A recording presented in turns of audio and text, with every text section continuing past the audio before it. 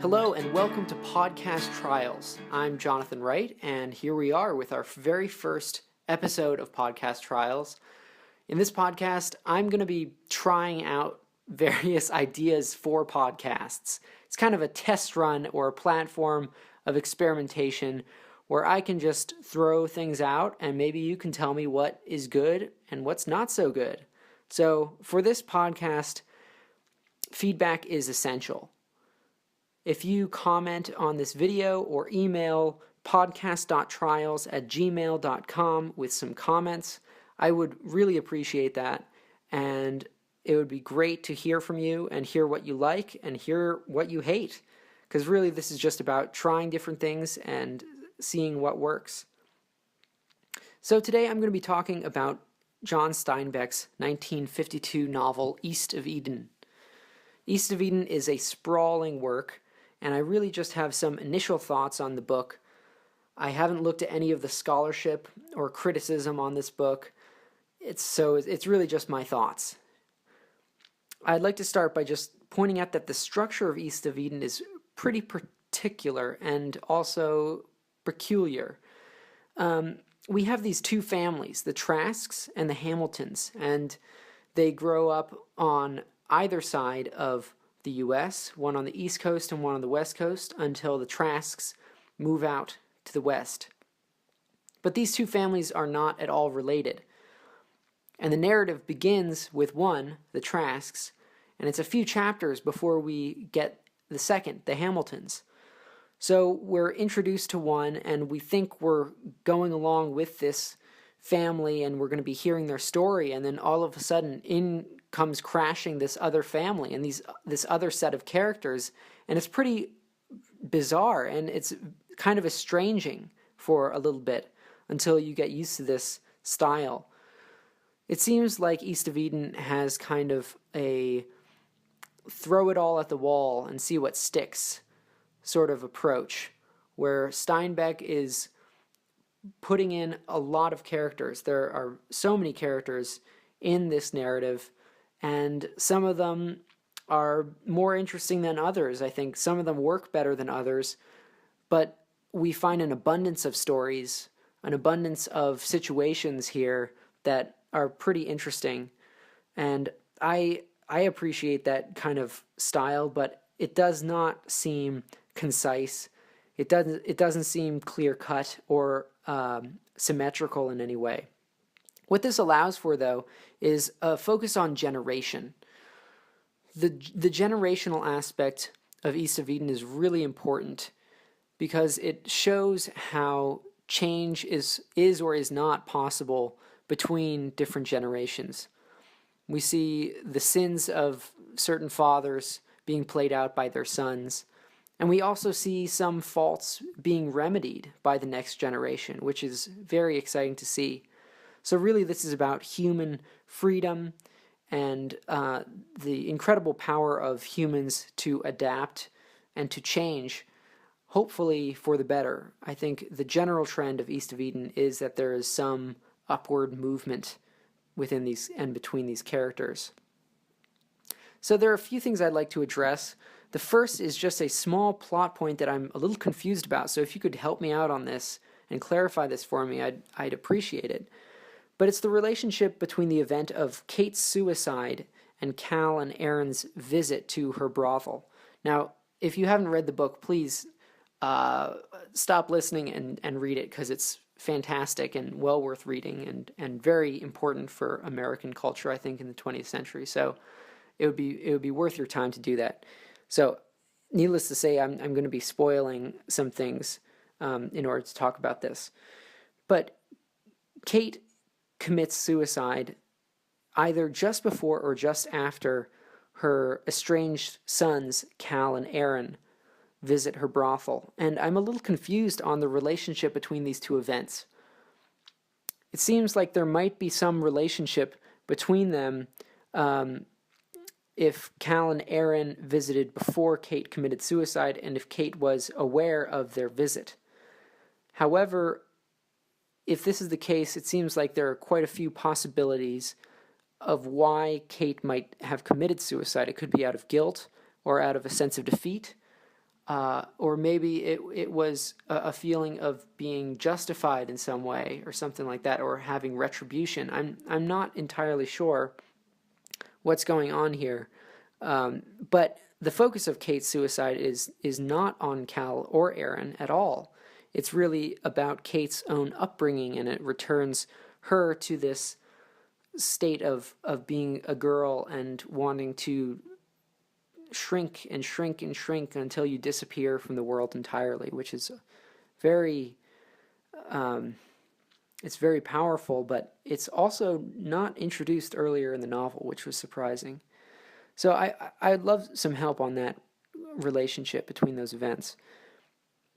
Now we get this strange dichotomy between faith in one's father and love for one's father. And this is not just about fathers necessarily, but faith in someone versus love for someone. I would imagine that these two characteristics would accompany one another, that faith in someone would lead to love for someone, or that love for someone would lead to faith in someone. But it seems that in the case of Charles and Adam Trask and their father Cyrus, it's not this way. After Cyrus dies, Charles and Adam find out that they have inherited a large amount of money from their father. Charles is the one who loved his father, and he always wanted his father to love him. But he is the one who is worried that their father gained this money in an illegal manner. And he's thinking maybe they should turn it over to the police, or at least notify the police of potential misconduct. Whereas Adam, who did not love his father, but more feared him and begrudged him, he has faith in his father, in his father's integrity. And he won't even entertain the thought that his father gained this money in a way that was not perfectly legal. I find this really fascinating because love and faith as Christian virtues seem to accompany one another and seem like they should be embodied within a single person. But here they're divided between these two characters, and they are almost oppositional, where one leads to one response and the other leads to an opposite response. So I find that really fascinating. We also have, within Steinbeck's characters, actions that reveal the characters' intentions and reveal their values. Of course, we get a lot of description when characters are introduced, but then these characters still have the power to surprise the reader. I think this is really exciting. There is the case of Charles and Kate. Kate Ames, I think she was known as Kathy at this point in the book. Kathy Ames marries Adam Trask, and immediately after this, Kate visits Charles in his room and sleeps with Charles. Now, the brothers Adam and Charles certainly have a rocky relationship, but it's not even implied that Charles would be capable of this kind of betrayal of his brother, since there's this magnetism between them that always draws them back together before this. Adam sometimes gets frustrated living with Charles, and he goes off and he travels or he visits California, but he always ends up back with Charles, and they seem happy to be back together. However, Kate changes all this when she enters the scene, and Charles is incredibly annoyed at her and does not trust her at all. And yet he has it in him to turn on his brother and do this horrible thing to him. I find that extremely surprising when it takes place. And I love how Steinbeck writes his characters so that they have the power to surprise the reader. I think that's really important. We also get these moments in the characters' lives which seem to define their lives as wholes. Now, I think this also has its implications in real life. I think we do this a lot, where a single event in our lives, whether it be a traumatic event or perhaps something that inspired us or sparked hope within us, goes on to play a large role in our later actions.